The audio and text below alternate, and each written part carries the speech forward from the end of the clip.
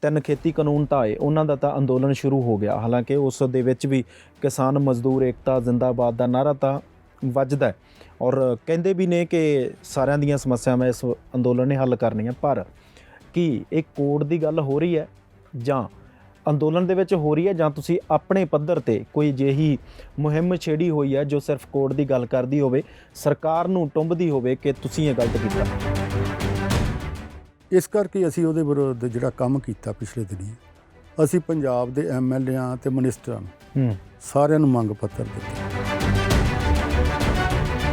ਇੰਨਾ ਵੱਜਾ ਹੋਇਆ ਵੀ ਵਿਦੇਸ਼ੀ ਪੂੰਜੀ ਲਿਆਉਣੀ ਆ, ਤੇ ਉਹਨਾਂ ਨੂੰ ਅਸੀਂ ਕਿਹਾ ਆ ਕਿ ਇਹਨਾਂ ਨੂੰ ਵਿਦੇਸ਼ੀ ਪੂੰਜੀ ਵਾਲਿਆਂ ਨੂੰ ਵੀ ਅਸੀਂ ਆਪਣੇ ਕਾਨੂੰਨ ਜਿਹੜੇ ਆ ਮਜ਼ਦੂਰ ਵਿਰੋਧੀ ਬਣਾਵਾਂਗੇ। ਤੁਹਾਨੂੰ ਮਜ਼ਦੂਰ 12 ਘੰਟੇ ਲਈ ਦਿੱਤਾ, ਤੁਹਾਨੂੰ ਦਿੱਤਾ, ਉਹਦੇ ਕੋਲ ਕੋਈ ਰਾਈਟ ਨਹੀਂ ਹੋਊਗਾ। ਸਰਕਾਰ ਬੜੀ ਪ੍ਰਚਾਰ ਕਰਦੀ ਹੈ, ਮੈਂ 5 ਕਿਲੋ ਆਟਾ ਦੇ ਦਿੱਤਾ, ਚੌਲ ਦੇ ਦਿੱਤੇ।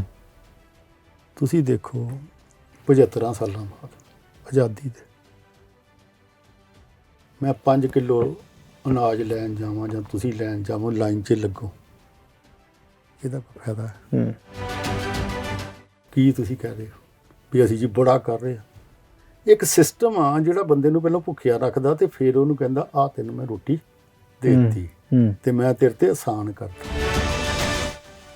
ਇਹ ਜਿਹੜਾ ਆ ਸਿਸਟਮ ਐਕਚੁਅਲੀ ਪੂੰਜੀਵਾਦ ਕੀ ਆ, ਇਹ ਬੇਸਿਕਲੀ ਜਨਤਾ ਦੇ ਪੈਸੇ ਆਪਣੇ ਵੱਲ ਨੂੰ ਖਿੱਚਦਾ।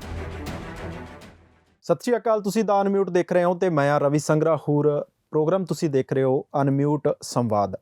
ਇਸ ਪ੍ਰੋਗਰਾਮ ਦੇ ਵਿੱਚ ਸਾਡੀ ਕੋਸ਼ਿਸ਼ ਹੁੰਦੀ ਹੈ ਕਿ ਸਮਾਜ ਦਾ ਇੱਕ ਅਜਿਹਾ ਮੁੱਦੇ ਨੂੰ ਛੋਹੀਏ ਜੋ ਸਮਾਜ ਦੇ ਲਈ ਇਹ ਸਮਝਣ ਦੇ ਲਈ ਕੰਮ ਕਰੇ ਕਿ ਤੁਹਾਡੀਆਂ ਜ਼ਰੂਰਤਾਂ ਕੀ ਨੇ, ਜੋ ਜ਼ਰੂਰਤਾਂ ਪੂਰੀਆਂ ਨਹੀਂ ਹੁੰਦੀਆਂ ਤਾਂ ਫਿਰ ਉਹਨਾਂ ਦਾ ਹੱਲ ਕੀ ਹੈ, ਜਾਂ ਸਮੱਸਿਆਵਾਂ ਕੀ ਨੇ। ਸਮੱਸਿਆਵਾਂ 'ਤੇ ਚਰਚਾ ਹੁੰਦੀ ਹੈ ਔਰ ਉਹਦਾ ਬਦਲ ਕੀ ਹੈ, ਉਹ ਵੀ ਅਸੀਂ ਇਸ ਪ੍ਰੋਗਰਾਮ ਦੇ ਵਿੱਚ ਸਾਂਝਾ ਕਰਨ ਦੀ ਕੋਸ਼ਿਸ਼ ਕਰਦੇ ਹੁੰਦੇ ਹਾਂ। ਅੱਜ ਇਸ ਪ੍ਰੋਗਰਾਮ ਦੇ ਵਿੱਚ ਚਰਚਾ ਕਰਨ ਦੇ ਲਈ ਮੇਰੇ ਨਾਲ ਹੋਣਗੇ ਵਿਜੇ ਮਿਸ਼ਰਾ ਜੀ। ਵਿਜੇ ਮਿਸ਼ਰਾ ਜੀ ਟ੍ਰੇਡ ਯੂਨੀਅਨ ਦੇ ਵਿੱਚ ਕੰਮ ਕਰਦੇ ਨੇ, ਪੰਜਾਬ ਦੀ ਇੱਕ ਮਜ਼ਦੂਰ ਜਥੇਬੰਦੀ ਦੇ ਪ੍ਰੈਜ਼ੀਡੈਂਟ ਵੀ ਨੇ, ਪ੍ਰਧਾਨ ਨੇ। ਇਹੀ ਨਹੀਂ, ਉਹਨਾਂ ਦੀ ਪਕੜ ਮਜ਼ਦੂਰਾਂ ਦੇ ਹਰ ਇੱਕ ਮੁੱਦੇ 'ਤੇ ਕਾਫੀ ਵੱਡੀ ਪਕੜ ਹੈ, ਜਿਸ ਦੇ ਵਿੱਚ ਸਮਝਣ ਦੀ ਜ਼ਰੂਰਤ ਹੈ ਕਿ ਮਜ਼ਦੂਰਾਂ ਦੀਆਂ ਲੋੜਾਂ ਕੀ ਨੇ, ਮਜ਼ਦੂਰਾਂ ਦੀਆਂ ਜੇ ਜ਼ਰੂਰਤਾਂ ਨੇ ਤਾਂ ਸਰਕਾਰ ਵੱਲੋਂ ਦਿੱਤੀਆਂ ਜਾਂਦੀਆਂ ਸਹੂਲਤਾਂ ਉਹਨਾਂ ਤੱਕ ਪਹੁੰਚਦੀਆਂ ਨੇ ਜਾਂ ਨਹੀਂ, ਜਾਂ ਕਿਸ ਤਰੀਕੇ ਲਈਆਂ ਜਾ ਸਕਦੀਆਂ। ਔਰ ਸਭ ਤੋਂ ਵੱਡੀ ਗੱਲ ਕਿ 3 ਖੇਤੀ ਕਾਨੂੰਨ ਬਣੇ, ਉਹਨਾਂ ਦੇ ਨਾਲ ਹੀ ਪੈਰਲਰ ਕੁਝ ਕੋਡ ਜਿਹੜੇ ਨੇ ਉਹ ਮਜ਼ਦੂਰਾਂ ਦੇ ਵੀ ਬਣੇ। ਉਹਦੇ ਕੀ ਨੁਕਸਾਨ ਨੇ, ਕੀ ਉਹਨਾਂ 'ਤੇ ਅੱਜ ਚਰਚਾ ਹੋ ਰਹੀ ਹੈ? ਜੇ ਹੋ ਰਹੀ ਹੈ ਤਾਂ ਕੌਣ ਕਰ ਰਿਹਾ ਚਰਚਾ ਉਹਦੀ? ਜੇ ਚਰਚਾ ਹੋ ਰਹੀ ਹੈ ਤਾਂ ਕੀ ਸਰਕਾਰ 'ਤੇ ਉਹਦਾ ਕੋਈ ਅਸਰ ਛੱਡਿਆ ਜਾ ਰਿਹਾ ਹੈ?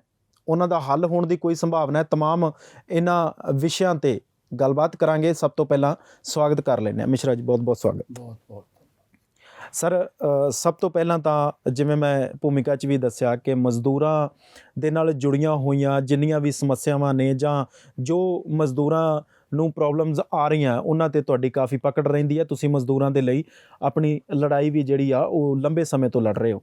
ਸਭ ਤੋਂ ਪਹਿਲਾਂ ਆਪਾਂ ਕੋਡ 'ਤੇ ਚਰਚਾ ਕਰੀਏ। 4 ਕੋਡ ਆਏ, 3 ਖੇਤੀ ਕਾਨੂੰਨ ਤਾਂ ਆਏ, ਉਹਨਾਂ ਦਾ ਤਾਂ ਅੰਦੋਲਨ ਸ਼ੁਰੂ ਹੋ ਗਿਆ। ਹਾਲਾਂਕਿ ਉਸ ਦੇ ਵਿੱਚ ਵੀ ਕਿਸਾਨ ਮਜ਼ਦੂਰ ਏਕਤਾ ਜ਼ਿੰਦਾਬਾਦ ਦਾ ਨਾਅਰਾ ਤਾਂ ਵੱਜਦਾ ਹੈ ਔਰ ਕਹਿੰਦੇ ਵੀ ਨੇ ਕਿ ਸਾਰਿਆਂ ਦੀਆਂ ਸਮੱਸਿਆਵਾਂ ਇਸ ਅੰਦੋਲਨ ਨੇ ਹੱਲ ਕਰਨੀਆਂ। ਪਰ ਕੀ ਇਹ ਕੋਡ ਦੀ ਗੱਲ ਹੋ ਰਹੀ ਹੈ ਜਾਂ ਅੰਦੋਲਨ ਦੇ ਵਿੱਚ ਹੋ ਰਹੀ ਹੈ, ਜਾਂ ਤੁਸੀਂ ਆਪਣੇ ਪੱਧਰ ਤੇ ਕੋਈ ਅਜਿਹੀ ਮੁਹਿੰਮ ਛੇੜੀ ਹੋਈ ਹੈ ਜੋ ਸਿਰਫ ਕੋਡ ਦੀ ਗੱਲ ਕਰਦੀ ਹੋਵੇ, ਸਰਕਾਰ ਨੂੰ ਟੁੰਬਦੀ ਹੋਵੇ ਕਿ ਤੁਸੀਂ ਇਹ ਗਲਤ ਕੀਤਾ? ਦੇਖੋ, ਇਹਦੇ ਸੰਬੰਧ ਵਿੱਚ ਮੈਂ 3 ਗੱਲਾਂ ਸ਼ਾਰਟ 'ਚ ਕਰਨੀਆਂ ਚਾਹਾਂਗਾ। ਪਹਿਲੀ ਗੱਲ ਆ ਵੀ 100 ਸਾਲ ਤੋਂ ਵੱਧ ਸਮਾਂ ਲੱਗਾ ਅੰਗਰੇਜ਼ ਦੇ ਰਾਜ ਦਾ ਵੀ ਅਤੇ ਆਜ਼ਾਦੀ ਤੋਂ ਬਾਅਦ ਦਾ ਵੀ, ਜਿਹਦੇ ਵਿੱਚ 44 ਕਾਨੂੰਨ ਬਣੇ। ਔਰ ਉਹ 44 ਕਾਨੂੰਨ ਜਿਹੜੇ ਆ, ਜਿਹੜੀ ਇੰਟਰਨੈਸ਼ਨਲ ਲੇਬਰ ਆਰਗੇਨਾਈਜੇਸ਼ਨ ਆ, ਉਹਦੇ ਸੰਦਰਭ 'ਚ ਬਣੇ, ਕਿਉਂਕਿ ਸੰਸਾਰ ਪੱਧਰ 'ਤੇ ਦੀ ਚਰਚਾ ਹੁੰਦੀ ਆ ਔਰ ਉਹ ਤੋਂ ਬਾਅਦ ਜਿਹੜੇ ਆ ਕਾਨੂੰਨ ਬਣਦੇ ਆ। ਔਰ ਕਈ ਦੇਸ਼ਾਂ 'ਚ ਬਹੁਤ ਵਧੀਆ ਕਾਨੂੰਨ ਆ, ਉਹਨਾਂ ਦੀ ਇੰਪਲੀਮੈਂਟੇਸ਼ਨ ਵੀ ਚੰਗੀ ਆ, ਔਰ ਕਈ ਦੇਸ਼ਾਂ ਦੇ ਵਿੱਚ ਇਹਨਾਂ ਦੀ ਕੋਈ ਬਹੁਤੀ ਚਰਚਾ ਵੀ ਨਹੀਂ ਹੁੰਦੀ। ਉਹਦੇ ਮੈਂ ਵਿਸਥਾਰ 'ਚ ਨਹੀਂ, ਪਰ ਆਪਣੇ ਦੇਸ਼ ਦੀ ਗੱਲ ਕਰਾਂਗਾ। ਸਾਡੇ ਦੇਸ਼ ਨੇ 44 ਕਾਨੂੰਨ ਜਿਹੜੇ ਦਿੱਤੇ, ਉਹਦੇ ਵਿੱਚ ਕਾਫੀ ਰਾਹਤ ਸੀ ਮਜ਼ਦੂਰ ਨੂੰ। ਔਰ ਉਹਦੇ ਕੋਲ ਕਾਫੀ ਅਧਿਕਾਰ ਸੀ। ਜਿਵੇਂ ਡੈਮੋਕ੍ਰੈਟਿਕ ਰਾਈਟਸ ਆ, ਇੱਦਾਂ ਹੀ ਟ੍ਰੇਡ ਯੂਨੀਅਨ ਰਾਈਟ ਦਿੱਤੇ ਉਹਨਾਂ ਨੇ ਜੀ। ਤਾਂ ਜੇ ਮੈਂ ਸ਼ਾਰਟ 'ਚ ਗੱਲ ਕਰਾਂ ਵੀ ਇਹ ਜਿਹੜੇ 44 ਕਾਨੂੰਨਾਂ ਦਾ 4 ਕੋਡ ਬਣਾਉਣਾ ਆ, ਇਹ ਕਾਨੂੰਨ ਹੀ ਨਹੀਂ 4 ਕੋਡ ਦਾ ਮਤਲਬ। ਕੋਡ ਦਾ ਮਤਲਬ ਹੁੰਦਾ ਵੀ ਉਹ ਇੰਪਲੀਮੈਂਟ ਕਰੋ ਜਾਂ ਨਾ ਕਰੋ। ਕਾਨੂੰਨ ਦਾ ਮਤਲਬ ਹੁੰਦਾ ਉਹਨੇ ਇੰਪਲੀਮੈਂਟੇਸ਼ਨ ਹੁੰਦੀ ਆ ਉਹਦਾ। ਹੋਣਾ ਹੀ ਹੋਣਾ। ਇਸ ਕਰਕੇ ਕੋਡ ਬਣਾਉਣ ਦਾ ਕਈ ਤਰ੍ਹਾਂ ਦੇ ਕੋਡ ਬਣੇ ਹੋ ਆ, ਅਤੇ ਤੁਸੀਂ ਉਹਨਾਂ ਦੇ ਉੱਤੇ ਜਿਹੜਾ ਆ ਇਹ ਅਗਲੇ ਦਿਨ ਹੀ ਪਾਸ ਕਰ ਦਿੱਤੇ ਸੀ ਜਦੋਂ ਆਪਣੇ ਕਿਸਾਨਾਂ ਦੇ ਸੰਬੰਧੀ ਕਾਨੂੰਨ, ਜਿਹਨੂੰ ਆਪਾਂ ਕਾਲੇ ਕਾਨੂੰਨ 3 ਕਹਿੰਦੇ, 4 ਪਾਸ ਕਰਦੇ ਸੀ। ਔਰ ਉੱਤੇ ਕੋਈ ਆਵਾਜ਼ ਨਹੀਂ ਹੋਈ ਵੀ ਜਿੱਦਾਂ ਉਹ ਆ ਪਾਸ ਕਰਤੇ, ਅਗਲੇ ਦਿਨ ਉਹ ਵਾਕਆਊਟ ਕੀਤੇ MP ਵਿਰੋਧੀ, ਇਹਨਾਂ ਨੇ ਇਹ ਪਾਸ ਕਰ ਦਿੱਤੇ। ਉਸੇ ਰੌਲੇ ਗੋਲੇ ਦੇ ਵਿੱਚ ਇਹ ਵੀ ਸਾਰਾ ਕੁਝ ਹੋ ਗਿਆ। ਇਸ ਕਰਕੇ ਬਹੁਤਾ ਪਤਾ ਹੀ ਨਹੀਂ ਲੱਗਾ ਵੀ ਪਾਸ ਕੀ ਹੋ ਗਿਆ ਤੇ ਕੀ ਨਹੀਂ ਪਾਸ। ਪਰ ਥੋੜ੍ਹੀ ਬੈਕਗਰਾਊਂਡ 'ਚ ਮੈਂ ਜਾਵਾਂਗਾ ਵੀ ਇਹਦੇ ਬਾਰੇ ਦੇਸ਼ ਵਿਆਪੀ ਮਜ਼ਦੂਰਾਂ ਨੇ ਹੜਤਾਲਾਂ ਕੀਤੀਆਂ ਨੇ। ਮਤਲਬ ਹਰ ਸਾਲ ਇੱਕ ਅੱਧੀ ਵਾਰ ਜ਼ਰੂਰ ਕਰਦੇ ਆ, ਅਤੇ ਉਹਦੇ ਵਿੱਚ ਆਪਣੇ ਰਾਈਟ ਲਈ ਲੜਦੇ ਆ। ਹੁਣ ਡੈਮੋਕ੍ਰੈਟਿਕ ਰਾਈਟ ਦਾ ਵੀ ਝਗੜਾ ਆ ਅਤੇ ਟ੍ਰੇਡ ਯੂਨੀਅਨ ਰਾਈਟ ਦਾ ਉਹ ਤੋਂ ਵੀ ਵੱਧ ਝਗੜਾ ਹੈ ਜੀ। ਇਸ ਕਰਕੇ ਅਸੀਂ ਉਹਦੇ ਵਿਰੁੱਧ ਜਿਹੜਾ ਕੰਮ ਕੀਤਾ ਪਿਛਲੇ ਦਿਨੀਂ, ਅਸੀਂ ਪੰਜਾਬ ਦੇ MLAਆਂ ਅਤੇ ਮਨਿਸਟਰਾਂ ਨੂੰ ਸਾਰਿਆਂ ਨੂੰ ਮੰਗ ਪੱਤਰ ਦਿੱਤੇ ਅਤੇ ਡਿਸਕਸ਼ਨ ਕੀਤੀ ਅਤੇ ਚਰਚਾ ਕੀਤੀ ਜੀ।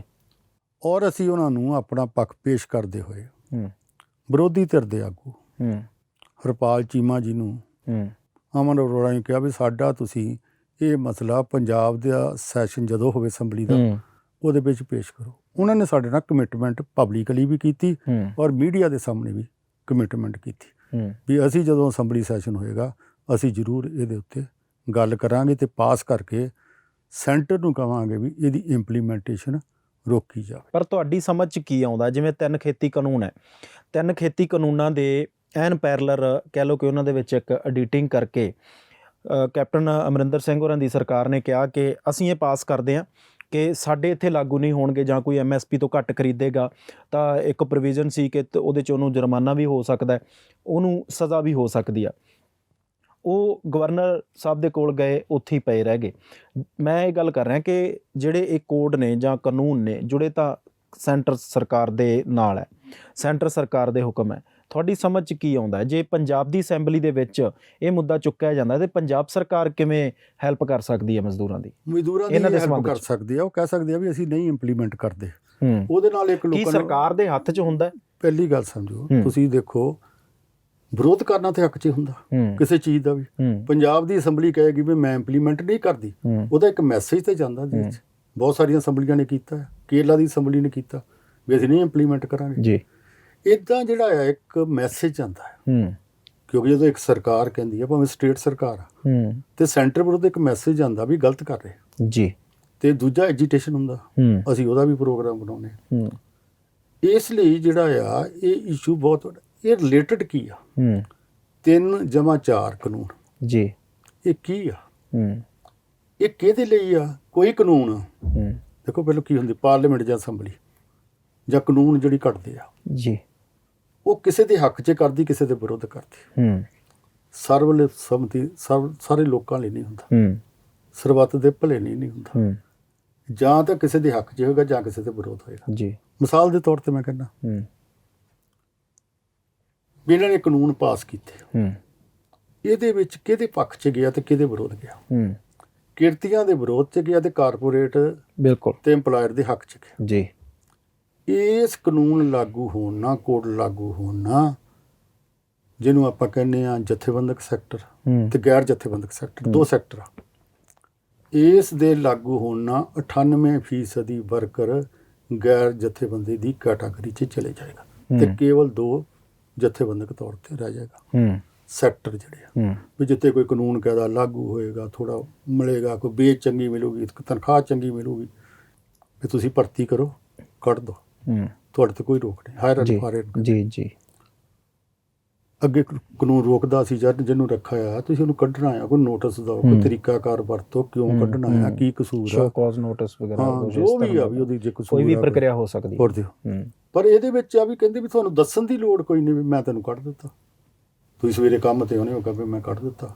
ਤੁਹਾਨੂੰ ਕੋਈ ਅਪੀਲ ਦਲੀਲ ਨਹੀਂ, ਇਹ ਉਹਦਾ ਦੂਜਾ ਇਹ ਸਿੱਧਾ ਕਾਰਪੋਰੇਟ ਦੇ ਹੱਕ 'ਚ। ਕਾਰਪੋਰੇਟ ਹੋਰ ਕਿਤੇ ਜਿਹੜਾ ਐਮਪਲਾਇਰ ਹੋਏਗਾ ਉਹਦੇ ਹੱਕ 'ਚ ਜਾਏਗਾ ਜਦੋਂ ਪ੍ਰੋਟੈਕਸ਼ਨ ਨਹੀਂ ਹੋਈ। ਤੁਸੀਂ ਬੜੀ ਦੇਰ ਤੋਂ ਮੰਨ ਲਓ 20 ਸਾਲ ਤੋਂ ਕੰਮ ਕਰਦੇ ਹੋ, ਤੁਸੀਂ ਐਕਸਪਰਟ ਵੀ ਹੋ, ਸਾਰਾ ਕੁਛ ਆ, ਉਹ ਕਹਿੰਦਾ ਨਹੀਂ ਬਾਹਰ, ਮੈਨੂੰ ਜ਼ਰੂਰਤ ਨਹੀਂ ਹੈ, ਫਿਰ ਤੁਸੀਂ ਬਾਹਰ ਜਾ ਰਹੇ ਹੋ ਜੀ, ਫਿਰ ਤੁਹਾਨੂੰ ਕੁਝ ਦੇ ਨਹੀਂ ਰਿਹਾ ਬੈਨੀਫਿਟ। ਇੱਕ ਹੋਰ ਆ ਜਿਹੜੀ ਮਜ਼ਦੂਰਾਂ ਲਈ ਖਾਸ ਤੌਰ ਦੇ ਉੱਤੇ, ਉਹ ਆ ਡਿਊਟੀ ਕਿੰਨੇ ਘੰਟੇ ਦੀ। ਇੱਕ ਇੰਟਰਨੈਸ਼ਨਲ ਇਸ਼ੂ ਆ ਜੀ, ਸ਼ਿਕਾਗੋ ਦੇ ਸ਼ਹੀਦਾਂ ਤੋਂ ਲੱਗ ਕੇ ਤੇ ਲਗਾਤਾਰ ਅੰਤਰਰਾਸ਼ਟਰੀ ਪੱਧਰ ਤੇ ਵੀ ਜਿਹੜੇ 24 ਘੰਟੇ ਆ ਉਹ ਡਿਵਾਈਡ ਕਰਨੇ 3 ਹਿੱਸਿਆਂ 'ਚ, 8-8-8। ਪਹਿਲੇ 8 ਕੀ ਆ, ਤੁਸੀਂ ਕੰਮ ਕਰ ਰਹੇ ਹੋ। ਅਗਲੇ 8 ਕੀ ਆ, ਤੁਸੀਂ ਆਪਣੇ ਘਰ ਜਾ ਰਹੇ ਹੋ, ਬੱਚਿਆਂ 'ਚ ਖੇਡ ਰਹੇ ਹੋ ਜਾਂ ਹੋਰ ਕਰ ਰਹੇ ਹੋ, ਮੰਨ ਲਓ ਜੋ ਵੀ। ਫਿਰ 8 ਘੰਟੇ ਆ ਤੁਸੀਂ ਆਰਾਮ ਕਰਦੇ ਹੋ, ਸਵੇਰੇ ਉੱਠ ਕੇ ਫਿਰ ਕਰਨਾ। 24 ਘੰਟੇ ਤੁਹਾਡੇ ਪੂਰੇ ਹੋ ਗਏ ਜੀ। ਹਫ਼ਤੇ ਬਾਅਦ ਛੁੱਟੀ ਦੇਣੀ ਆ ਵੀ ਇਹਨੇ ਕੱਪੜੇ ਧੋਣੇ ਆ, ਫਲਾਨਾ ਕਰਨਾ, ਜੋ ਵੀ ਆ, ਤੁਸੀਂ ਆਪਣੇ ਹੋਰ ਕੰਮ ਕਰਨੇ ਆ, ਛੁੱਟੀ ਦੇਣੀ ਆ। ਫਿਰ ਮੈਡੀਕਲ ਛੁੱਟੀ ਦੇਣੀ ਆ ਜਾਂ ਹੋਰ ਇਸ ਤਰ੍ਹਾਂ ਦੀਆਂ ਛੁੱਟੀਆਂ ਆ। ਉਹ ਬੜਾ ਜਾਣੀ ਕਿ ਬਹੁਤ ਡਿਸਕਸ ਹੋ ਕੇ ਤੇ ਸੈਂਕੜੇ ਸਾਲਾਂ ਤੋਂ ਬਾਅਦ ਕਾਨੂੰਨ ਬਣਿਆ ਜੀ। ਇਹ ਬੰਦ ਕਰ ਦਿੱਤਾ। ਉਹਦੇ ਲਈ ਵੀ ਸੰਘਰਸ਼ ਕਰਨਾ ਪਿਆ, ਉਹਦੇ ਲਈ ਬਹੁਤ ਲੰਬਾ ਸੰਘਰਸ਼ ਕਰਨਾ ਪਿਆ, ਵੱਡਾ ਸੰਘਰਸ਼ ਕਰਨਾ ਪਿਆ। ਕੋਈ ਕੰਮ ਹੋਇਆ ਹੀ ਨਹੀਂ ਸੰਘਰਸ਼ ਤੋਂ ਬਿਨਾਂ। ਅੰਗਰੇਜ਼ ਦੇ ਰਾਜ 'ਚ ਪਾਸ ਕਰਾਉਣਾ ਸੌਖਾ ਹੈ, ਇਹਨਾਂ ਦੇ ਰਾਜ 'ਚ ਸ਼ੁਰੂ 'ਚ ਥੋੜ੍ਹਾ ਸੌਖਾ ਸੀ, ਬਾਅਦ 'ਚ ਇੱਥੇ ਵੀ ਔਖਾ ਹੋ ਗਿਆ। ਇਹ ਜਿਹੜਾ ਆ ਇਹਦੇ ਵਿੱਚ ਇਹ ਸਾਰੇ ਦਾ ਸਾਰਾ ਜਦੋਂ ਸਮ ਟੋਟਲ ਕਰੋਗੇ, ਇਹ anti working class, anti working class, ਕਿਰਤੀਆਂ ਦੇ ਵਿਰੋਧੀ ਆ ਪੂਰੀ ਤਰ੍ਹਾਂ ਦੇ ਨਾਲ, ਤੇ ਅਸੀਂ ਉਹਦਾ ਵਿਰੋਧ ਕਰਨਾ ਲਾਜ਼ਮੀ ਹੈ। ਕਾਰਪੋਰੇਟ ਬਹੁਤ ਖੁਸ਼ ਆ। ਜੇ ਉਹਨਾਂ ਨੂੰ ਪੁੱਛੋ ਤੁਸੀਂ ਇਹ ਕਰਦੇ ਕਿਉਂ ਪਏ ਆ ਸਰਕਾਰ ਨੂੰ, ਕਹਿੰਦੇ ਜੀ ਅਸੀਂ ਵਿਦੇਸ਼ੀ ਪੂੰਜੀ ਆਪਣੇ ਦੇਸ਼ 'ਚ ਲਿਆਉਣੀ ਆ। ਮੇਰੀ ਗੱਲ ਸਮਝ ਲਓ, ਇਹ ਇੰਨਾ ਬੱਝਾ ਹੋਇਆ ਵੀ ਵਿਦੇਸ਼ੀ ਪੂੰਜੀ ਲਿਆਉਣੀ ਆ, ਤੇ ਉਹਨਾਂ ਨੂੰ ਅਸੀਂ ਕਿਹਾ ਆ ਕਿ ਇਹਨਾਂ ਨੂੰ ਵਿਦੇਸ਼ੀ ਪੂੰਜੀ ਵਾਲਿਆਂ ਨੂੰ ਵੀ ਅਸੀਂ ਆਪਣੇ ਕਾਨੂੰਨ ਜਿਹੜੇ ਆ ਮਜ਼ਦੂਰ ਵਿਰੋਧੀ ਬਣਾਵਾਂਗੇ। ਤੁਹਾਨੂੰ ਮਜ਼ਦੂਰ 12 ਘੰਟੇ ਲਈ ਦਿੱਤਾ, ਤੁਹਾਨੂੰ ਦਿੱਤਾ, ਉਹਦੇ ਕੋਲ ਕੋਈ ਰਾਈਟ ਨਹੀਂ ਹੋਊਗਾ, ਜਾਂ ਅਲਟੀਮੇਟਲੀ ਉਹ ਇਸ ਸਿਚੁਏਸ਼ਨ 'ਚ ਪਹੁੰਚ ਜਾਊਗਾ ਬਾਉਂਡਡ ਲੇਬਰ ਤੇ। ਠੀਕ ਨੇ, ਬਾਉਂਡਡ ਲੇਬਰ, ਗੁਲਾਮਦਾਰੀ। ਕੀ ਆਪਾਂ ਯੁੱਗ ਨੂੰ ਗੁਲਾਮਦਾਰੀ 'ਚ ਬਦਲਣਾ ਚਾਹੁੰਦੇ ਆ, ਜਾਂ ਅਸੀਂ ਡੈਮੋਕ੍ਰੇਟਿਕ ਰਾਈਟ ਦੇ ਕੇ ਬਰਾਬਰਤਾ ਵੱਲ ਨੂੰ ਵਧਣਾ ਚਾਹੁੰਦੇ ਆ ਜੀ। ਇਹ ਬੇਸਿਕ ਪੁਆਇੰਟ ਆ ਜਿੱਥੇ ਕਨਫਰੰਟੇਸ਼ਨ। ਇਸ ਕਰਕੇ ਦੇਸ਼ ਦੀ ਜਨਤਾ ਦੀ ਤਰੱਕੀ ਹੋਊਗੀ, ਆਟੋਮੈਟਿਕਲੀ ਦੂਜੀਆਂ ਤਰੱਕੀਆਂ ਹੋ ਜਾਣਗੀਆਂ। ਇੱਕ ਇਹਦੇ ਨਾਲ ਹੀ ਜੁੜਿਆ ਹੋਇਆ ਇੱਕ ਮਸਲਾ ਹੋਰ ਵੀ ਸੀ, ਇਕਨੋਮਿਕ ਪਾਲਿਸੀ ਦਾ। ਕਿ ਇਕਨੋਮਿਕ ਪਾਲਿਸੀ ਦਾ ਫਿਰ ਕਿੰਨਾ ਕੁ ਬੈਨੀਫਿਟ ਆ? ਗੱਲ ਤਾਂ ਸਰਕਾਰਾਂ ਕਰ ਰਹੀਆਂ ਕਿ ਸਾਰਾ ਜਿਹੜਾ ਹੈਗਾ ਸਿਸਟਮ ਆ, ਤੁਸੀਂ ਗੱਲ ਕੀਤੀ ਹੁਣੇ ਕਿ ਵੇਚਣ ਦੀ ਗੱਲ ਕੀਤੀ ਜਾ ਰਹੀ ਆ ਜੀ, ਕਾਰਪੋਰੇਟ ਆਉਣਗੇ, ਫਿਰ ਇਹ ਮਜ਼ਦੂਰ ਵਰਗ ਹੈ, ਛੋਟਾ ਵਰਗ ਹੈ, ਉਹਨਾਂ ਨੂੰ ਉਹਦਾ ਕੀ ਫਾਇਦਾ? ਪਹਿਲੀ ਗੱਲ ਸਮਝੋ ਵੀ ਇਕਨੋਮੀ ਕੀ ਹੁੰਦੀ ਹੈ। 3 ਸ਼ਬਦ ਬੜੇ ਆਮ ਤੌਰ ਤੇ ਸੁਣਦੇ ਆ। ਸਾਡੀ ਪੈਦਾਵਾਰ ਵੱਧ ਗਈ, GDP ਵੱਧ ਗਈ, ਗੁੱਡ ਜੀ, GDP ਵੱਧ ਗਈ। ਪਰ GDP ਵੱਧਦੇ ਇਹ ਨਹੀਂ ਦੱਸਦੇ ਪ੍ਰਤੀ ਵਿਅਕਤੀ ਆਮਦਨ ਕਿੰਨੀ ਵਧੀ। GDP ਵੱਧ ਗਈ, ਮੰਨ ਲਓ ਆਪਾਂ ਇੱਥੇ ਬੈਠੇ ਆ, 5 ਬੰਦੇ ਆ, ਸਾਡੀ GDP 10% ਵੱਧ ਗਈ। ਠੀਕ ਨੇ, ਜਿਹੜਾ 10% ਵੱਧ ਕੇ GDP ਮਿਲੀ, ਉਹਦੇ ਵਿੱਚੋਂ ਤੁਹਾਨੂੰ ਕਿੰਨਾ ਹਿੱਸਾ ਮਿਲਿਆ, ਮੈਨੂੰ ਕਿੰਨਾ ਮਿਲਿਆ, ਬਾਕੀਆਂ ਦੇ ਨੂੰ ਕਿੰਨਾ ਮਿਲਿਆ? GDP ਦਾ ਲਾਭ ਤੇ ਕਾਰਪੋਰੇਟ ਲੈ ਗਿਆ, ਤੇ ਗਰੀਬ ਦਾ ਜਿਹੜੀ ਆ ਪ੍ਰਤੀ ਵਿਅਕਤੀ ਆਮਦਨ ਉਹ ਘਟ ਗਈ। ਇਹ ਕਿੱਦਾਂ ਹੁੰਦੀ ਪ੍ਰਤੀ ਵਿਅਕਤੀ ਆਮਦਨ? ਜਿੰਨੀ GDP ਹੋ ਗਿਆ ਉਹਨੂੰ ਤਕਸੀਮ ਕਰ ਦੇਈਦਾ ਆ ਪਾਪੂਲੇਸ਼ਨ ਨਾਲ। ਠੀਕ ਹੈ ਜੀ, ਉਹ ਬਣਦੀ ਆ ਪ੍ਰਤੀ ਵਿਅਕਤੀ ਆਮਦਨ।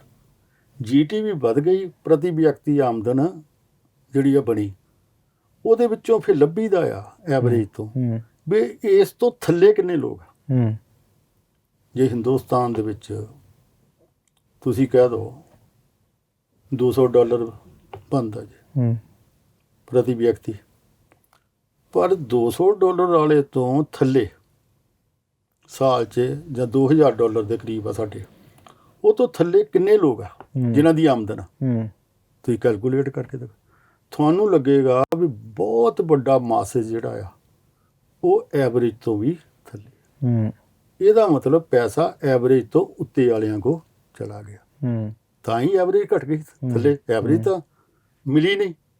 ਮੰਨ ਲਓ ਮੈਂ ਐਵਰੇਜ ਤੋਂ, ਜਿਹਨੂੰ ਕਹਿੰਦੇ ਆ ਗਰੀਬੀ ਰੇਖਾ ਤੋਂ ਵੀ ਥੱਲੇ ਜਾ ਰਿਹਾ, ਉਹ ਤੋਂ ਵੀ ਥੱਲੇ ਜਾ ਰਿਹਾ। ਇਹਨਾਂ ਦਿਨਾਂ ਦੇ ਵਿੱਚ ਗਰੀਬੀ ਰੇਖਾ ਤੋਂ ਬਹੁਤ ਵੱਡੀ ਗਿਣਤੀ ਲੋਕ ਥੱਲੇ ਚਲ ਗਏ। ਜੀ ਜਿਹੜਾ ਸਾਡਾ ਮਜ਼ਦੂਰ ਕੰਮ ਕਰਨ ਵਾਲਾ ਜਿਹਨੂੰ ਕਹਿੰਦੇ ਆ, ਉਹ ਵੀ ਗਰੀਬੀ ਰੇਖਾ ਤੋਂ ਹੇਠਾਂ ਵੱਲ ਨੂੰ ਗਿਆ। ਇੱਕ ਹੋਰ ਤੁਹਾਨੂੰ ਦੱਸਾਂ, ਬੜੀ ਹੈਰਾਨੀਜਨਕ, ਜੇ ਕਿਸੇ ਦੇ ਘਰ 'ਚ ਕੋਈ ਸੀਰੀਅਸ ਬਿਮਾਰੀ ਆ ਜਾਏ, ਹਾਂਜੀ, ਤੇ ਆਉਂਦੀ ਆ ਬਿਮਾਰੀ, ਦੇਸ਼ ਦੇ 3% ਲੋਕ ਹਰ ਸਾਲ ਘਰਾਂ 'ਚ ਸੀਰੀਅਸ ਬਿਮਾਰੀ ਹੋਣ ਦੇ ਨਾਲ ਕਰਜ਼ੇਦਾਰ ਹੋ ਰਹੇ। ਫਿਰ ਜਿਹੜੇ ਪੈਸੇ ਲੱਗ ਸਕੇ ਉਹ ਵੀ ਖਰਚ ਲਏ ਤੇ ਬਾਕੀ ਕਰਜ਼ਾ ਉਹਨਾਂ ਦੇ ਸਿਰ। ਜੇ ਬਿਮਾਰੀ ਕਰਜ਼ਾ ਲੈ ਕੇ ਆ ਰਹੀ ਆ ਤੇ ਕਿਵੇਂ ਤੁਸੀਂ ਖੁਸ਼ਹਾਲ ਹੋ ਗਏ? ਇਨਫਰਾਸਟ੍ਰਕਚਰ ਕੀ ਕਰੂਗਾ? ਠੀਕ ਨੇ। ਇਸ ਕਰਕੇ ਇਨਫਰਾਸਟ੍ਰਕਚਰ ਚਾਹੀਦਾ ਆ। ਇਹ ਨਹੀਂ ਕਹਿੰਦੇ ਵੀ ਦੇਖੋ ਬਹੁਤ ਸਾਰੇ ਪੁਆਇੰਟ ਕਲੀਅਰ ਜੀ ਕਰਦਾ। ਜੀ ਇਨਫਰਾਸਟ੍ਰਕਚਰ ਚਾਹੀਦਾ ਆ। ਕੌਣ ਬਣਾਵੇ, ਕਿੱਥੋਂ ਪੈਸਾ ਆਵੇ, ਇਹ ਇਸ਼ੂ ਆ ਸਾਡੇ ਦੇਸ਼ 'ਚ। ਮੈਂ ਗੱਲ ਕਰਨ ਲੱਗਾ ਫਿਰ ਇਹਦਾ ਬਦਲ ਕਿਉਂਕਿ ਸਭ ਤੋਂ ਵੱਡੀ ਗੱਲ ਤਾਂ ਇਹ ਨਾ ਕਿ ਬਦਲ ਸਮਝਿਆ ਜਾਵੇ ਇਹਦਾ, ਕਿ ਠੀਕ ਹੈ ਸਮੱਸਿਆਵਾਂ ਤਾਂ ਬਹੁਤ ਨੇ, ਡਿਸਕਸ ਹਮੇਸ਼ਾ ਕਰਦੇ ਆ ਕਿ ਬਹੁਤ ਸਾਰੀਆਂ ਸਮੱਸਿਆਵਾਂ, ਪਰ ਇਹਨਾਂ ਦਾ ਬਦਲ ਕੀ ਆ?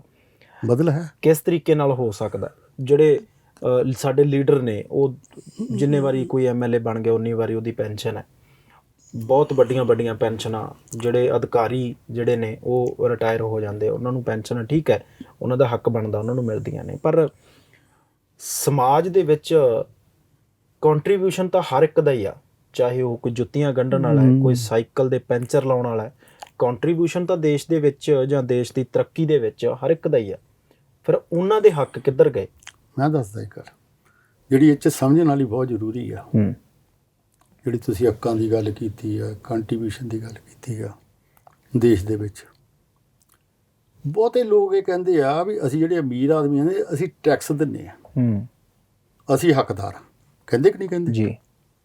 ਸਾਡਾ ਟੈਕਸ ਸਿਸਟਮ ਕੀ ਆ ਜਿਹੜਾ ਮੌਜੂਦਾ ਆ? ਹਾਂਜੀ, ਕੀ ਟੈਕਸ ਸਿਸਟਮ ਆ? ਵੀ ਇੱਕੋ ਹੀ ਟੈਕਸ ਲੱਗੇਗਾ, GST ਇੱਕੋ ਹੀ ਟੈਕਸ ਲੱਗੇਗਾ ਕਹਿ ਰਹੇ ਆ ਨਾ। ਉਹ ਟੈਕਸ ਕਿਹਦੇ ਤੇ ਲੱਗਦਾ? ਮੈਨੂਫੈਕਚਰਰ ਨੇ ਜਦੋਂ ਚੀਜ਼ ਕੱਢੀ, ਠੀਕ ਨੇ, ਉਹਨੇ ਇੱਕ ਟੈਕਸ ਲਾਇਆ ਉੱਤੇ, ਉਹਨੂੰ ਟੈਕਸ ਦਿੱਤਾ, ਭਰਿਆ, ਅੱਗੇ ਚਲਾ ਗਿਆ। ਅੱਗੇ ਆ ਗਿਆ ਦੁਕਾਨਦਾਰ ਕੋ ਜਾਂ ਕਿਸੇ ਕੋ ਵੀ, ਉਹਦੇ ਵਿੱਚ ਕੀ ਹੋਇਆ? ਦੁਕਾਨਦਾਰ ਕੋ ਜਿਹੜਾ ਆਇਆ ਉਹਨੇ ਫਿਰ ਟੈਕਸ ਲਾਇਆ, ਉਹਨੇ ਫਿਰ GST ਲੱਗੂਗਾ। ਫਿਰ ਰਿਟੇਲਰ ਕੋ ਆ ਗਿਆ। ਜਦੋਂ ਰਿਟੇਲਰ ਕੋ ਆਇਆ ਨਾ, ਹਾਂਜੀ, ਉਹਨੇ ਇੱਕ ਆਪਣੇ ਵਰਗੇ ਕੰਜ਼ਿਊਮਰ ਨੂੰ ਦੇ ਦਿੱਤਾ, ਟੈਕਸ ਲਾ ਦਿੱਤਾ। ਇਹ ਟੈਕਸ ਸਿਸਟਮ ਕੀ ਹੋਇਆ? ਉੱਪਰੋਂ ਥੱਲੇ ਆਉਂਦਾ ਮੈਂ ਡਿਟੇਲ 'ਚ ਵੀ ਇੱਥੇ ਕਰ ਸਕਦਾ।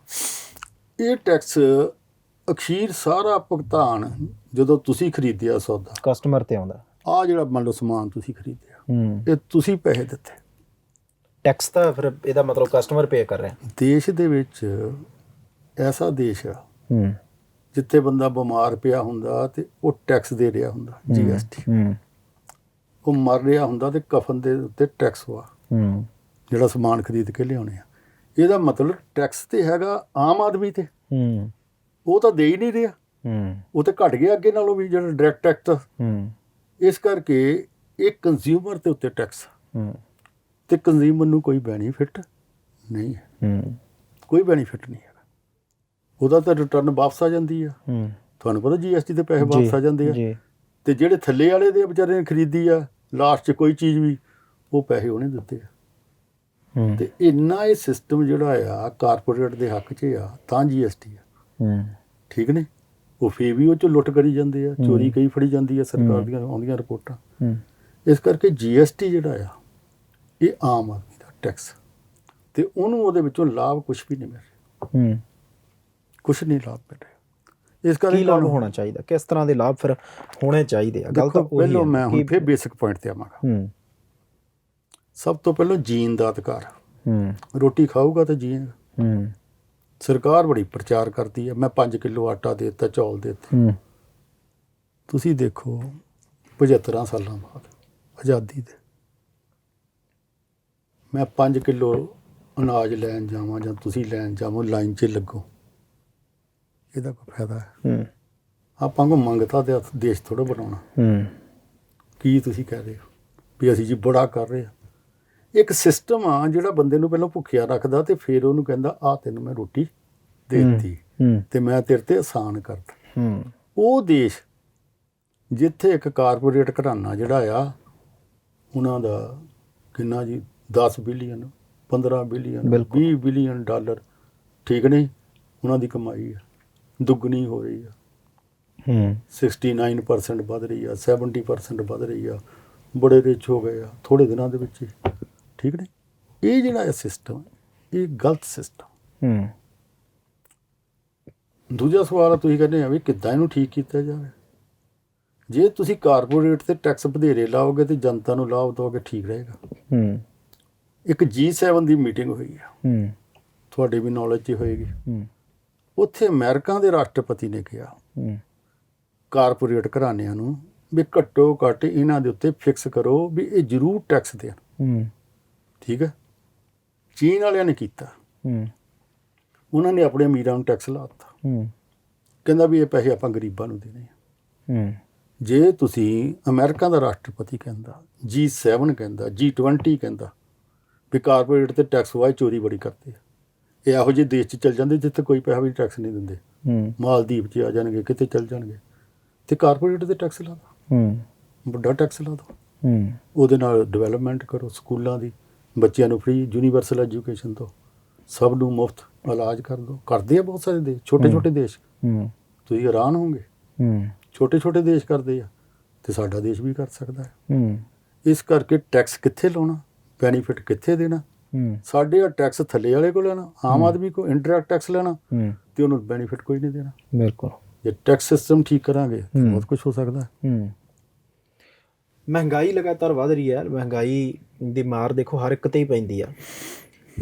ਇਹਦਾ ਵੀ ਸਰਕਾਰ ਨੇ ਇੱਕ ਹੱਲ ਤਾਂ ਕੱਢਿਆ ਸੀ ਕਿ ਮਹਿੰਗਾਈ ਭੱਤਾ ਦੇਵਾਂਗੇ। ਮੈਂ ਗੱਲ ਮਜ਼ਦੂਰਾਂ ਦੀ ਕਰ ਰਿਹਾ ਕਿ ਮਜ਼ਦੂਰਾਂ ਨੂੰ ਵੀ ਜਿਹੜਾ ਉਹ ਮਹਿੰਗਾਈ ਭੱਤਾ ਦਿੱਤਾ ਵੀ ਜਾਊਗਾ, ਔਰ ਸਰਕਾਰ ਕਹਿੰਦੀ ਆ ਅਸੀਂ ਦਿੰਨੇ ਵੀ ਆ। ਇਹਦੇ ਕਿੰਨੇ ਕੁ ਲਾਭ ਮਿਲ ਰਹੇ ਆ ਤੁਹਾਡੇ ਹਿਸਾਬ ਦੇ ਨਾਲ, ਕਿਉਂਕਿ ਤੁਸੀਂ ਮਜ਼ਦੂਰਾਂ ਨੂੰ ਰਿਪਰੈਜ਼ੈਂਟ ਕਰਦੇ ਹੋ, ਤੁਸੀਂ ਹਰ ਇੱਕ ਗੱਲ ਤੋਂ ਵਾਕਿਫ ਹੋ। ਦੇਖੋ, ਪਹਿਲੀ ਗੱਲ ਇਹ ਆ, ਇਹ ਬੜੇ ਸਟਰਗਲ ਤੋਂ ਬਾਅਦ ਮਤਲਬ ਜਿਹੜੀ ਆ ਮਜ਼ਦੂਰਾਂ ਨੇ, ਸਾਡੀ ਜਥੇਬੰਦੀ ਖੁਦ CTU ਨੇ ਬੜੇ ਸਟਰਗਲ ਕੀਤੇ ਇੱਥੇ। ਇਹ ਸਟਰਗਲ ਕਰਕੇ ਵੀ ਕਿਹਾ ਵੀ ਪੂੰਜੀਵਾਦ ਜਿਹੜਾ ਮਹਿੰਗਾਈ ਨੂੰ ਰੋਕਣ ਦੇ ਨਹੀਂ ਸਕਦਾ, ਉਹਨਾਂ ਨੇ ਬਾਹਾਂ ਖੜੀਆਂ ਕਰਤੀਆਂ ਵੀ ਜੀ ਮਹਿੰਗਾਈ ਤਾਂ ਵਧਣੀ ਆ, ਕਿੰਨੀ ਵਧਣੀ ਆ ਬਾਅਦ ਦੀ ਗੱਲ, ਪਰ ਮਹਿੰਗਾਈ ਵਧਣੀ ਆ। ਤੇ ਜਦੋਂ ਮਹਿੰਗਾਈ ਨੇ ਵਧਣਾ ਆ ਤੇ ਤੁਹਾਡੀ ਜੇਬ ਨੂੰ ਖੋਰਾ ਲੱਗਣਾ। ਬਿਲਕੁਲ, ਜਿਹੜੀ ਤੁਸੀਂ ਇਸ ਮਹੀਨੇ 100 ਰੁਪਏ ਦੀ ਚੀਜ਼ ਲਿਆਓਗੇ, ਅਗਲੇ ਮਹੀਨੇ ਕਈ ਵਾਰ ਤੁਹਾਨੂੰ 110 ਦੀ 105 ਦੀ। ਹੁਣ ਮੈਂ ਉਹਦੀ ਇੱਕ ਉਦਾਹਰਨ ਦਿੰਦਾ। ਬਿਲਕੁਲ ਸਹੀ। ਸਰਸੋਂ ਦਾ ਤੇਲ ਆ, ਸਾਲ 'ਚ 90 ਰੁਪਏ ਦਾ 180 200 ਹੋ ਗਿਆ। ਨਾ ਤੇ ਸਰਸੋਂ ਵਿਦੇਸ਼ 'ਚੋਂ ਆਉਂਦੀ ਆ, ਨਾ ਕੋਈ ਸਮੱਸਿਆ ਆ, ਸਾਡੇ ਆਪਣੇ ਦੇਸ਼ 'ਚ ਪੈਦਾ ਹੁੰਦੀ ਆ, ਕੋਈ ਐਸਾ ਨਹੀਂ। ਉਹਦਾ ਰੇਟ ਵੀ ਡਬਲ ਹੋ ਗਿਆ। ਇਹਦਾ ਮਤਲਬ ਕੌਣ ਆ? ਆ ਜਿਹੜਾ ਆ ਮਤਲਬ ਕਾਨੂੰਨਾਂ ਦੇ ਵਿੱਚ, 3 ਕਾਲੇ ਕਾਨੂੰਨਾਂ ਵਿੱਚ ਜਿਹੜਾ ਹੋਰਡਿੰਗ ਦਾ ਆ, ਰਾਹ ਖੋਲ੍ਹਦਾ, ਉਹ ਇਸ ਚੀਜ਼ ਨੂੰ ਪੈਦਾ ਕਰ, ਇਸ ਚੀਜ਼ ਨੂੰ ਬੜਾਵਾ ਦਿੰਦਾ ਇਹ ਆ। ਇਸ ਕਰਕੇ ਜਦੋਂ ਤੁਸੀਂ ਇੱਕ ਗੱਲ ਕਹੋ ਵੀ ਆਹ ਚੀਜ਼ ਦਾ ਪ੍ਰਾਈਸ ਆਹ ਸਾਲ 'ਚ ਇੰਨਾ ਹੀ ਰਹੇਗਾ, ਲੋਕ ਮਹਿੰਗਾਈ ਪਤਾ ਨਹੀਂ ਮੰਗੋਗੇ ਵੀ ਇੱਕ ਸਾਲ ਅਸੀਂ ਫਲਾਨੀ ਚੀਜ਼ ਲਿਸਟਡ ਵਾ, ਇਹ ਤੋਂ ਉੱਤੇ ਕੋਈ ਨਹੀਂ ਵੇਚ ਸਕਦਾ। ਠੀਕ ਆ, ਤੁਸੀਂ ਕਰ ਸਕਦੇ ਹੋ। ਬਿਲਕੁਲ। ਫਿਰ ਜੇ ਦੇਣਾ ਮਹਿੰਗਾਈ ਵੱਧ ਰਹੀ ਆ ਤੇ ਫਿਰ ਉਹਦੀ ਨਿਊਟਰਲਾਈਜੇਸ਼ਨ ਤੋਂ ਉਹਦਾ ਫਾਰਮੂਲਾ ਬਣਿਆ ਹੋਇਆ, ਉਹ ਦਿੱਤਾ ਨਹੀਂ ਜਾ ਰਿਹਾ ਮਜ਼ਦੂਰਾਂ ਨੂੰ। ਪੰਜਾਬ ਦਿਆਂ ਨੂੰ 1.5 ਸਾਲ ਹੋ ਗਿਆ ਮਹਿੰਗਾਈ ਪਤਾ ਨਹੀਂ, ਮਹਿੰਗਾਈ ਬੜੀ ਜ਼ਿਆਦਾ ਇਹਨਾਂ ਦਿਨਾਂ 'ਚ 1.5 ਸਾਲ 'ਚ, ਪਰ ਪੈਸਾ ਨਹੀਂ ਦਿੱਤਾ, ਮਜ਼ਦੂਰਾਂ ਦੀ ਤਨਖਾਹ ਨਹੀਂ ਵਧਾਈ। ਜਿਹੜੀ ਗੱਲ ਤੁਸੀਂ ਪੈਨਸ਼ਨ ਦੀ ਕਰਦੇ ਆ, ਪੈਨਸ਼ਨ ਦਾ ਮਤਲਬ ਸੋਸ਼ਲ ਸਿਕਿਉਰਿਟੀ। ਬਹੁਤ ਸਾਰੀਆਂ ਸੋਸ਼ਲ ਸਿਕਿਉਰਿਟੀਆਂ ਹੁੰਦੀਆਂ ਵੀ ਬੁਢਾਪੇ ਦੇ ਵਿੱਚ ਤੁਸੀਂ ਸਾਰੀ ਜ਼ਿੰਦਗੀ ਕੰਮ ਕੀਤਾ, ਜਦੋਂ ਤੁਹਾਡੇ ਹੱਡ ਪੈਰ ਕੰਮ ਨਹੀਂ ਕਰਦੇ ਤੇ ਉਦੋਂ ਤੁਹਾਨੂੰ ਚਾਹੀਦਾ ਵੀ ਸਹੂਲਤਾਂ। ਬਹੁਤ ਸਾਰੇ ਦੇਸ਼ਾਂ 'ਚ ਬਹੁਤ ਸਾਰੀਆਂ ਡਿਟੇਲ 'ਚ ਆਪਾਂ ਨੂੰ ਸਹੂਲਤਾਂ ਆ। ਤੁਹਾਨੂੰ ਬੁਢਾਪੇ 'ਚ ਕੋਈ ਇੱਦਾਂ ਦਾ ਮਹਿਸੂਸ ਨਹੀਂ ਹੁੰਦਾ ਵੀ ਕੀ ਆ। ਸਾਡੇ ਦੇਸ਼ ਵਿੱਚ ਬੁਢਾਪਾ ਬਹੁਤ ਹੀ ਮਾੜਾ, ਸਟੈਂਡਰਡ ਬੜਾ ਫਰਕ ਵਾ। ਸਰਕਾਰੀ ਮੁਲਾਜ਼ਮਾਂ ਉਹਨਾਂ ਦੇ ਬੁਢਾਪਾ ਥੋੜ੍ਹਾ ਚੰਗਾ ਆ ਦੂਜਿਆਂ ਨਾਲ, ਵੀ ਉਹਨਾਂ ਨੂੰ ਰਿਟਾਇਰਮੈਂਟ ਬੈਨੀਫਿਟ ਮਿਲਦੀ। ਬਿਲਕੁਲ। ਮਜ਼ਦੂਰਾਂ ਨੂੰ ਕੋਈ ਫਾਇਦਾ ਬਹੁਤਾ ਨਹੀਂ ਮਿਲਦਾ। ਨਾ ਹੁਣ ਬਰਾਬਰ ਆ, ਜੇ ਕਿਤੇ ਮਿਲਦਾ ਵੀ, ਵੈਸੇ ਤਾਂ ਮਿਲਦਾ ਹੀ ਕੋਈ ਨਹੀਂ। ਹੁਣ ਉਹ ਬੁਢਾਪੇ 'ਚ ਕਿੱਥੇ ਜਾਵੇ? ਇੱਕ ਮਜ਼ਦੂਰ ਨੂੰ ਕਹਿੰਦੇ ਆ ਆਪਣੇ ਮਜ਼ਦੂਰ ਮੁੰਡੇ ਕੋਲ ਰੋਟੀ ਖਾ, ਜਿਹਦੀ ਆਪਣੀ ਨਹੀਂ ਚੱਲਦੀ ਤੇ ਉਹਦੇ ਨਿਆਣਿਆਂ ਦੀ ਨਹੀਂ ਚੱਲਦੀ, ਤੇ ਉਹਨੂੰ ਤਾਂ ਕਹਿੰਦੇ ਉਹਦੇ ਕੋਲ ਖਾ। ਜਿਹੜੇ MLA ਆ, ਵਜ਼ੀਰ ਵਾ, ਠੀਕ ਨੇ, ਇਹਨਾਂ ਦਾ ਤੁਸੀਂ ਹਿਸਾਬ ਕਿਤਾਬ ਕੱਢ ਕੇ ਦੇਖ ਲਓ। ਕਿਸੇ ਦਾ 200 ਕਰੋੜ, ਕਿਸੇ ਦਾ 500 ਕਰੋੜ, ਕਿਸੇ ਦਾ 1000 ਕਰੋੜ, ਠੀਕ ਨੇ। ਬਹੁਤੇ ਕਰੋੜਪਤੀ ਆ, ਥੋੜੇ ਹੀ ਰਹਿ ਗਏ ਆ। ਬਿਲਕੁਲ, ਜਿਹੜੇ ਰਹਿ ਗਏ ਆ ਉਹ ਵੀ ਹੋ ਜਾਣਗੇ। ਉਹਨੂੰ ਕਹਿੰਦੇ ਆ ਵੀ ਤੈਨੂੰ ਪੈਨਸ਼ਨ ਤੂੰ ਲੈ, ਜੇ 9 ਵਾਰੀ ਤੂੰ 9 ਪੈਨਸ਼ਨਾਂ ਲੱਗਦੀਆਂ ਤੇ 9 ਲੈ, 8 ਬਣਦੀਆਂ ਤੇ 8 ਲੈ। ਫਿਰ ਇਕੱਲਾ ਆਪ ਥੋੜ੍ਹਾ, ਫਿਰ ਨਿਆਣਿਆਂ ਨੂੰ ਟਿਕਟ ਦਿੱਤੀ ਹੁੰਦੀ ਆ, ਫਿਰ ਉਹਦੀਆਂ ਟਿਕਟਾਂ ਲਓ ਉਹਦਾ। ਮੈਂ ਕੀ ਮਤਲਬ ਥੋੜ੍ਹੀ ਜਿਹੀ ਕੰਪੇਨ ਕੀਤੀ ਆ CTU ਪੰਜਾਬ ਨੇ ਸਾਡੇ ਸੰਗਰੂਰ ਦੇ। ਅਸੀਂ ਚੀਮਾ ਪਿੰਡ ਦੇ ਵਿੱਚ ਸਾਡਾ ਸਾਹਮਣੇ ਸਾਹਮਣੇ ਹੋ ਗਏ ਹਰਪਾਲ ਚੀਮਾ ਔਰ ਅਮਨ ਅਰੋੜਾ। ਅਸੀਂ ਇਹ ਪੁਆਇੰਟ ਰੇਜ਼ ਕੀਤਾ, ਉਹ ਸਾਨੂੰ ਕਮੈਂਟ ਕੀਤੇ, ਪਤਾ ਨਹੀਂ ਕਰਦੇ ਨਹੀਂ ਕਰਦੇ। ਉਹ ਕਹਿੰਦੇ ਵੀ ਅਸੀਂ ਆਪਣੇ ਚੋਣ ਮੈਨੀਫੈਸਟੋ ਵਿੱਚ ਇੱਕ ਪੈਨਸ਼ਨ ਦੀ ਗੱਲ ਕਰਾਂਗੇ। ਕਹਿਣ ਲੱਗੇ, ਪਤਾ ਨਹੀਂ ਆਪਾਂ ਨੂੰ ਕਿਸ ਪੈਨਸ਼ਨ ਦੀ ਗੱਲ ਕਰਦੇ ਆ?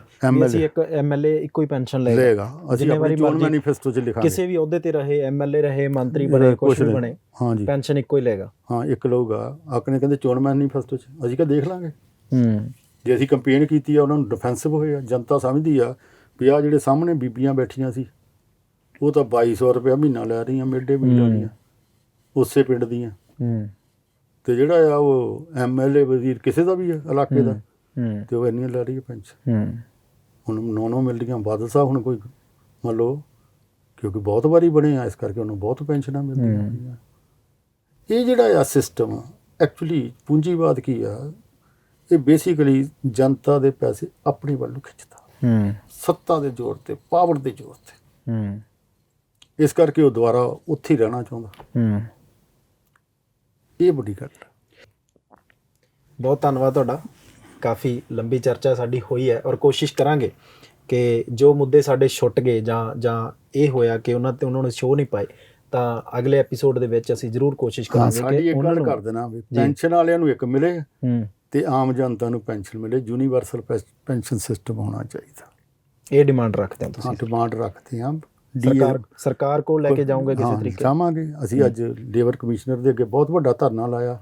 4 ਜਥੇਬੰਦੀਆਂ ਨੇ, CTU ਪੰਜਾਬ ਨੇ, ਏਟਕ ਨੇ, HMS ਨੇ, ਇੰਟਕ ਨੇ, ਔਰ ਲੇਬਰ ਕਮਿਸ਼ਨਰ ਨਾਲ ਆਪਾਂ ਵੀ ਡੇਟ ਰੱਖ ਕੇ ਆਏ ਹਾਂ 23 ਤਰੀਕ ਦੀ ਜੀ। ਉਹ ਤੋਂ ਬਾਅਦ ਮੰਤਰੀ ਕੋਲ ਜਾਵਾਂਗੇ, ਜਿਹੜਾ ਨਵਾਂ ਮੰਤਰੀ ਬਣੇਗਾ। ਪਹਿਲਾਂ ਆਪਣੀ ਡੇਟ ਸੈੱਟ ਸੀ 22 ਤਰੀਕ ਦੀ। ਹੁਣ ਨਵੇਂ ਸਿਰੇ ਤੋਂ ਸਾਨੂੰ ਵੀ ਕੰਮ ਕਰਨਾ ਪੈ ਰਿਹਾ। ਜਾਣ ਆਉਣ ਭੱਜ ਨੱਸ ਥੋੜ੍ਹੀ ਵੱਧ ਗਈ ਆ। ਤੁਸੀਂ ਮੇਰੇ ਸਵਾਲ ਇੱਕ ਦਿਮਾਗ ਦੇ ਵਿੱਚ ਆ ਗਿਆ ਕਿ ਲਗਾਤਾਰ ਬਹੁਤ ਸਾਰੀਆਂ ਜਥੇਬੰਦੀਆਂ ਜਿਹੜੀਆਂ ਨੇ ਉਹ ਧਰਨੇ ਮੁਜ਼ਾਹਰੇ ਕਰ ਰਹੀਆਂ। ਅੱਜ ਨਵੇਂ ਬਣੇ ਮੁੱਖ ਮੰਤਰੀ ਸਾਹਿਬ ਨੇ ਆਪਣੀ ਪ੍ਰੈਸ ਕਾਨਫਰੰਸ ਦੇ ਵਿੱਚ ਕਿਹਾ ਕਿ ਧਰਨੇ ਮੁਜ਼ਾਹਰੇ ਛੱਡੋ, ਵਾਪਸ ਕੰਮਾਂ ਤੇ ਜਾਓ। ਕਿਸੇ ਨੇ ਕਿਸੇ ਵੀ ਤਰ੍ਹਾਂ ਦਾ ਧਰਨਾ ਲਾਇਆ, ਸਾਰਿਆਂ ਦੀਆਂ ਸਮੱਸਿਆਵਾਂ ਹੱਲ ਕਰਾਂਗੇ। ਦੇਖੋ, ਚੰਗੀ ਗੱਲ ਆ, ਭਰੋਸਾ ਦਵਾਇਆ। ਥੋੜੇ ਦਿਨਾਂ ਨੂੰ ਪਤਾ ਲੱਗ ਜਾਏਗਾ। ਐਜੀਟੇਸ਼ਨਾਂ ਬੰਦ ਹੋ ਜਾਣੀਆਂ ਚਾਹੀਦੀਆਂ। ਦੇਖੋ, ਇਹ ਤਾਂ ਡੈਮੋਕ੍ਰੈਟਿਕ ਰਾਈਟ ਹੈ। ਜਦੋਂ ਆਪ ਆਪੋਜੀਸ਼ਨ 'ਚ ਹੁੰਦੇ ਉਹ ਕਰਦੇ ਆ। ਜਿਹੜਾ ਅੱਜ ਮੁੱਖ ਮੰਤਰੀ ਹੁੰਦਾ ਆ, ਜਦੋਂ ਆਪੋਜੀਸ਼ਨ 'ਚ ਬੈਠਦਾ ਉਹ ਐਜੀਟੇਸ਼ਨ ਕਰਦਾ। ਮਿਸਾਲ ਦੇ ਤੌਰ ਤੇ 10 ਸਾਲ ਹੋਇਆ ਅਕਾਲੀ ਪਾਰਟੀ ਤੇ ਧਰਨਾ ਲਾ ਰਿਹਾ ਸੁਖਬੀਰ ਬਾਦਲ ਰੋਜ਼। ਹਰਸਿਮਰਤ ਬਾਦਲ ਜਿਹੜੀ ਆ ਉੱਥੇ ਵੋਟ ਖੜ ਕੇ ਕਰਦੀ ਆ। ਡੈਮੋਕ੍ਰੈਟਿਕ ਰਾਈਟ ਉਹ ਕਰ ਰਹੇ ਆ। ਜਦੋਂ ਆਪੋਜੀਸ਼ਨ 'ਚ, ਜਦੋਂ ਸਰਕਾਰ 'ਚ ਹੋਣਗੇ ਨਹੀਂ ਕਰਨਗੇ। ਜਾਣੀ ਇੱਕ ਭਰੋਸੇ ਤੌਰ ਤੇ ਸਮਝਿਆ ਜਾ ਸਕਦਾ। ਦੇਖੋ, ਭਰੋਸਾ ਨਹੀਂ, ਜੇ ਲੋਕਾਂ ਦੀਆਂ ਸਮੱਸਿਆਵਾਂ ਹੱਲ ਕਰਨਗੇ ਆਪਣੇ ਆਪ ਲੱਗਣਗੇ। ਲੋਕਾਂ ਕੋਲ ਕਿਹੜਾ ਟਾਈਮ ਆ ਵੀ ਧਰਨੇ ਮੁਜ਼ਾਹਰੇ ਜਲੂਸ ਕਰਨ। ਠੀਕ ਨੇ, ਭਰੋਸਾ ਦਿੱਤਾ, ਚੰਗੀ ਗੱਲ ਆ। ਤੁਹਾਡੀ ਐਜੀਟੇਸ਼ਨ ਇਸੇ ਤਰ੍ਹਾਂ ਚੱਲਦੀ ਰਹੂਗੀ? ਨਹੀਂ, ਆਪਾਂ ਤੇ ਐਜੀਟੇਸ਼ਨ, ਆਪਾਂ ਦੇਖੋ ਇੰਪਲੀਮੈਂਟੇਸ਼ਨ ਦੇਖਣੀ ਆ। ਜੇ ਮੰਨ ਲਓ ਮਜ਼ਦੂਰ ਦਾ ਮਹਿੰਗਾਈ ਭੱਤਾ ਹੀ ਨਾ ਦਿੱਤਾ ਤੇ ਐਜੀਟੇਸ਼ਨ ਕਿਉਂ ਨਹੀਂ ਹੋਏਗੀ? ਜੇ ਦੇ ਦੇਣਗੇ ਤੇ ਉੱਤੇ ਨਹੀਂ ਹੋਏਗੀ। ਜੇ ਉਹਦੀ ਬੇਜ ਰਿਵਾਈਜ਼ ਨਹੀਂ ਕੀਤੀ, ਠੀਕ ਨੇ ਜੀ। ਇੱਕ ਬੰਦਾ 7-8 ਹਜ਼ਾਰ ਤੇ ਤੁਸੀਂ ਰੱਖਦੇ ਹੋ ਤੇ 7-8 ਹਜ਼ਾਰ ਚ ਰੋਟੀ ਖਾਧੀ ਜਾਂਦੀ ਹੈ। ਕੋਈ ਦੱਸ ਦੇ ਮੈਨੂੰ, ਸਮਝਾ ਦੇ। ਬਿਲਕੁਲ ਸਹੀ, ਠੀਕ ਨੇ। ਘੱਟੋ ਘੱਟ ਉਹਨੂੰ ਇੰਨੇ ਪੈਸੇ ਤਾਂ ਦਿਓ, ਉਹਦਾ ਘਰ ਚੱਲ ਸਕੇ। ਦੇ ਦੋਗੇ ਲੋਕ ਕਿਉਂ? ਲੋਕਾਂ ਨੂੰ ਕਿਤੇ ਇੰਨਾ ਵਿਹਲਾ ਟਾਈਮ ਨਹੀਂ ਹੈਗਾ। ਲੋਕ ਕੋਆਪਰੇਟ ਕਰਨਾ ਚਾਹੁੰਦੇ ਆ, ਪਰ ਉਹਨੂੰ ਕੋਈ ਕੁਛ ਦਵੇ ਤਾਂ ਸਹੀ। ਉਹ ਚੰਦ ਹੱਥਾਂ 'ਚ ਕੇਂਦਰਿਤ ਹੁੰਦਾ, ਕਰਨਗੇ ਹੋ ਗਏ, ਬੜੀ ਗੱਲ ਜੀ। ਕਿਉਂਕਿ ਜੱਜ ਕਰਾਂਗੇ ਉਹਨਾਂ ਦੇ ਕੰਮ ਤੋਂ। ਉਸ ਤੋਂ ਬਾਅਦ ਫੈਸਲਾ ਹੋਏਗਾ ਕਿ ਕਿਸ ਤਰ੍ਹਾਂ। ਇਦਾਂ ਹੀ ਹੁੰਦਾ ਨਾ ਵੀ ਕੰਮ ਤੋਂ। ਸਹੀ ਆ, ਬਿਲਕੁਲ।